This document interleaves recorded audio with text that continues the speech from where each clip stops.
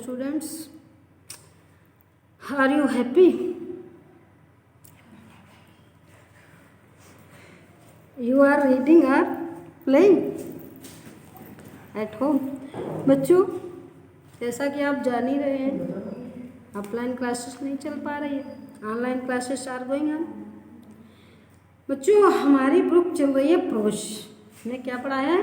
Pros. अभी हम pros पढ़ा रहे हैं। प्रोज में लेसन चल रहा है फोर्थ लेसन है। कुछ लेसन रिमिट किए गए हैं, यानी हटाए गए हैं, रिड्यूस किए गए हैं। उसी क्रम में, वैसे तो क्रम में दूसरा लेसन था, लेकिन ये रिड्यूस हो चुका है, इसलिए वुमेन एजुकेशन। बच्चों, होम कमिंग के बाद में women education. Women education means महिलाओं की शिक्षा। राइटर कौन है? Doctor Radha Krishnan, a great educationist, a great educationist, महान शिक्षाविद। एंड बच्चों, इनमें एक और उपाधि है, the second president of India. ये भारत के सेकेंड प्रेसिडेंट भी है, ग्रेट फिलोसफर भी है। He was great philosopher and statesman. Okay बच्चों, इन्होंने एक बुक लिखी है ट्रू नॉलेज, उसी से ये हमारा लेसन स्ट्रक्ट किया गया है, यानी लिया गया है। वुमेन एजुकेशन में डॉक्टर राधा कृष्णन साहब बता रहे हैं कि वर्तमान समय में हमें कैसी महिलाओं की आवश्यकता और महिलाएं किस किस क्षेत्र में सक्रिय हैं, in which sphere the womens are active. बता रहे कृष्णन साहब, you are living an age where there are great opportunities for women in social work, public life and administration। आज समझ में आ गई महिलाएं किस किस क्षेत्र में? Social life, public life and administration, अनुशासनात्मक कार्यों में। यानी आजकल तो महिलाएं बहुत हर क्षेत्र में, there is no sphere of life where the women are not. ऐसा कोई क्षेत्र ही नहीं बचा जहां पे महिलाएं ना हो। यू आर लिविंग, हम रह रहे हैं या तुम रह रहे हो एक ऐसे एज में, ऐसे युग में, वेयर द ग्रेट अपॉर्चुनिटी, जहाँ पे बहुत से अवसर हैं।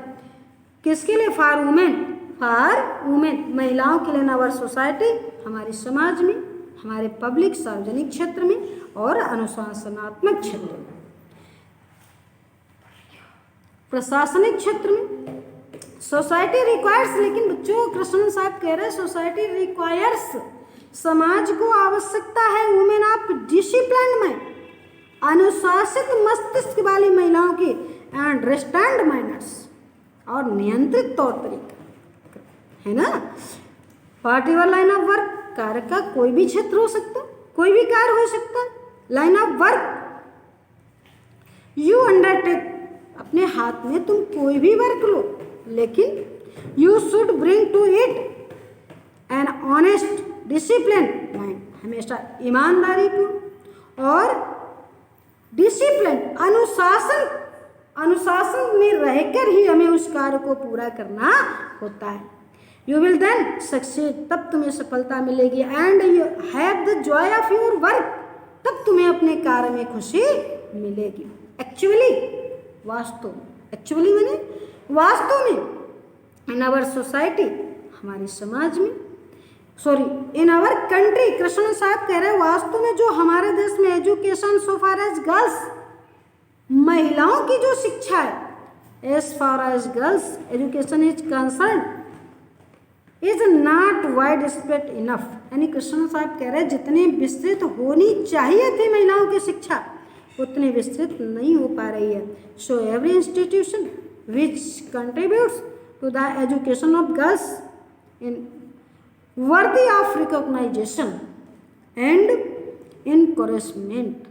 कृष्ण साहब ये एडवाइस कर रहे हैं कि जो भी संस्था कंट्रीब्यूट कर रही है, यानी जो भी योगदान दे रही है, या जो भी कॉलेज लड़कियों की शिक्षाओं में योगदान दे रहे हैं, उनमें ये देना है, उन्हें ये बताना है कि उनकी अपनी पहचान होनी चाहिए, लड़कियों की अपनी पहचान बनानी है, और उन्हें इसके लिए प्रोत्साहन भी दिया जाना चाहिए।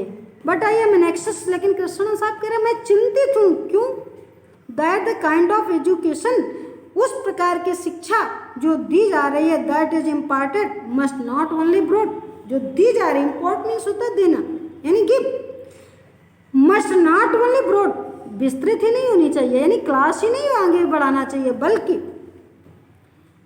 Broad but should also be deep, उसमें डेप्थ होनी चाहिए, गहराई होनी चाहिए।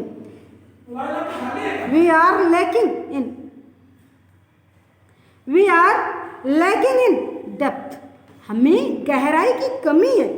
We may become learned and skilled, हम विद्वान हो सकते, शिक्षित हो सकते हैं, but if we do not have some kind of purpose in our life, अगर हमारे जीवन में कोई लक्ष्य ना आया तो our life themselves become blind, blundering and bitter, तो हमारा जीवन अंधा हो जाएगा, कड़वा हो जाएगा और बिटर हो जाएगा, अंधा हो जाएगा, बिटर हो जाएगा, कड़ू हो जाएगा और ब्लंडरिंग, बहुत बड़ी गलती हो जाएगी, गलत हो जाएगा। द गीता से, जैसा कि गीता में कहा गया है, विमश्च मिका बुद्धि एका, हमारी जो इधर उधर बुद्धि है उसे एक होना चाहिए, है ना। फॉर ट्रूली कल्चर्ड माइंड, जो वास्तविक में शिक्षित यानी सुसंस्कृत दिमाग है, there is a single mindness, तो एक लक्ष्य, एक उद्देश्य होना चाहिए, is a dedication to the single purpose, हमारा समर्पण होना चाहिए, सिंगल पर्पज, एक उद्देश्य की ओर हमारा डेडिकेशन, समर्पण होना चाहिए।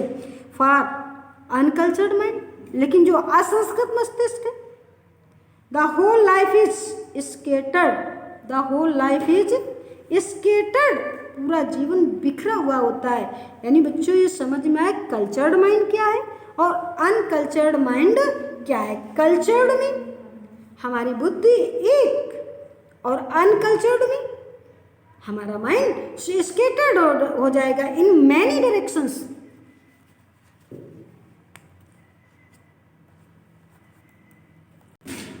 इन मैनी डायरेक्शंस, बहुत सी दिशाओं में बिखर जाएगी बुद्धि।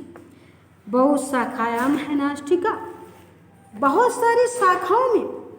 देयर इज द एसेंशियल, इसलिए आवश्यक है, एसेंशियल आवश्यक है, that the education which you acquire in this institution, जो शिक्षा इन संस्थाओं में तुम ले रहे हो, should give you not merely a learning and skill, केवल ज्ञान और बुद्धि ना प्रदान करें, but endured you with a definite purpose in life, तुम्हें प्रेरित करें, इंस्पायर करें, किसके लिए? अपने जीवन के एक निश्चित लक्ष्य के लिए तुम्हें प्रेरित करें।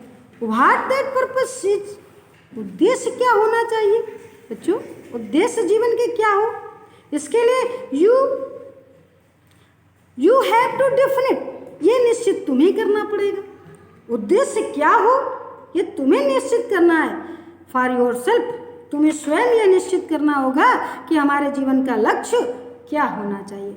It is said that vidya gives you viveka, vimarsha पुनी, vidya gives you sense of what is right,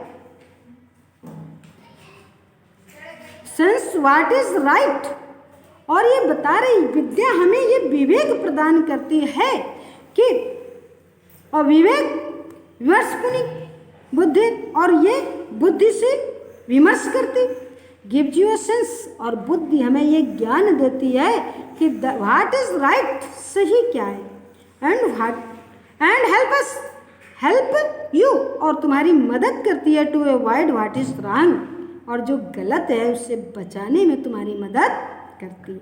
you must try, ये तुम्हें कोशिश करनी है, देयर फॉर, इसलिए कि to find out what is require of you in this generation, ये हमें खोजना है कि वर्तमान समय में हमारी शिक्षा की क्या आवश्यकता है या हमारी पीढ़ी की क्या आवश्यकता है, तब हम अपना लक्ष्य निर्धारित करें। A purpose which held good centuries ago, हो सकता है जो उद्देश्य कई शताब्दियों पूर्व सही था, कई शताब्दियों पहले अच्छा था, ago may not hold good today in view of the rapid changing condition of our country, जो तेजी से हमारे देश में परिवर्तन आ रहा है, हो सकता है वो उपयोगी ना हो। एंड ऑफ द वर्ल्ड, और संसार के लिए भी। So the purpose which you adopt in your life, इसलिए द पर्पज यू एडॉप्ट, इसलिए जो लक्ष्य तुमने लिया है, एडॉप्ट इन योर लाइफ, अपने जीवन में, मस्ट बी एडेप्टेड, रिलेवेंट होना चाहिए, टू द रिलेवेंट, मिलता जुलता होना चाहिए, नहीं संगत करता हुआ होना चाहिए, need of the present generation, वर्तमान पीढ़ी के साथ। एवरी टाइम वी स्टार्ट, प्रत्येक समय जब हम प्रारंभ करते हैं, वी यूज अवर हाइम, ये हमारा मंत्र है, एंड एंड विद सेइंग शांति शांति शांति। ये जब करते हैं, जब हम कोई कार्य प्रारंभ करते हैं तब, और जब कोई कार्य समाप्त करते हैं तब हमें कहना पड़ता है शांति शांति शांति। क्यों? The teacher and the pupils are expected to avoid hitting each other, और ये उम्मीद की जाती है कि गुरु और शिष्य एक दूसरे से कहीं घृणा न करने लगे। बच्चों आगे देखते हैं, ये इंपॉर्टेंट पैराग्राफ है, कंपैशन, दया। कंपैशन, कंपैशन मीन्स होता है दया, is the equality which is more characteristic of women than the men, है ना। मनुष्यों की अपेक्षा, पुरुषों की अपेक्षा महिलाओं का मुख्य गुण है कैरेक्टरिस्टिक ऑफ वुमेन, कंपैशन। महिलाओं का मुख्य गुण क्या है? कंपैशन, और ये नेचुरल क्वालिटी है महिलाओं की। आई रीड रिसेंटली, वर्तमान समय में कृष्ण साहब बता रहे कि मैंने एक पुस्तक पढ़ी है, लोग कहते हैं महिलाओं का पतन हो गया। कृष्ण साहब कह रहे पतन का कारण क्या हुआ, डिजनरेट हुआ तो क्यों हुआ? इन्होंने बताया कि मैंने अपनी नेचुरल क्वालिटी खो दी है, महिलाओं ने नेचुरल क्वालिटी खो दी है, और यदि बच्चों हम अपनी नेचुरल क्वालिटी से हट जाएंगे तो हमारा पतन निश्चित है। जैसे बच्चों का नेचुरल गुण क्या है, स्टूडेंट का नेचुरल गुण क्या है? सिर्फ अध्ययन करना, और बच्चे यदि अध्ययन ना करें, स्टूडेंट अध्ययन ना करे, अपनी पूजा ना करे, तो वो कब का, वो तो उसका तो पतन हो ही जाएगा, है ना बच्चों। इसलिए हमें अपनी नेचुरल क्वालिटी पर कायम रहना है। वही कृष्ण साहब कह रहे हैं महिलाओं का पतन हुआ क्यों। I read recently a book which speak about the decline of womanhood, नारीत्व का, नारियों का पतन क्यों हुआ।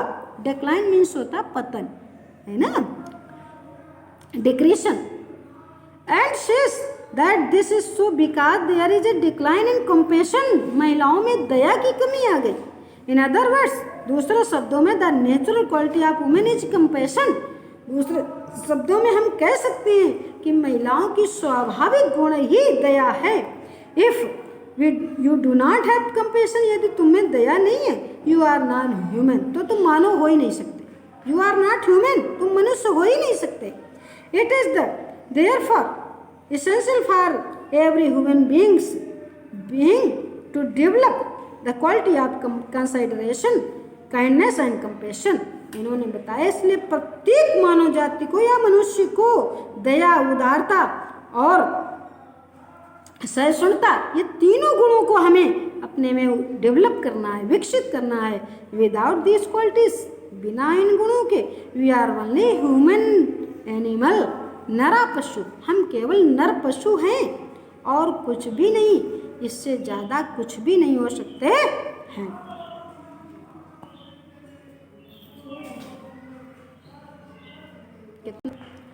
बच्चों ये लेसन समझ में आया,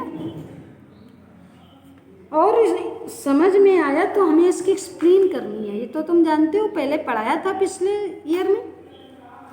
एक्सप्लेन करनी है द कंपैशन, द कंपैशन से लेकर के दैट तक। ओके, जानते हो, कर लेना। ओके, आज की क्लास यहीं तक बस।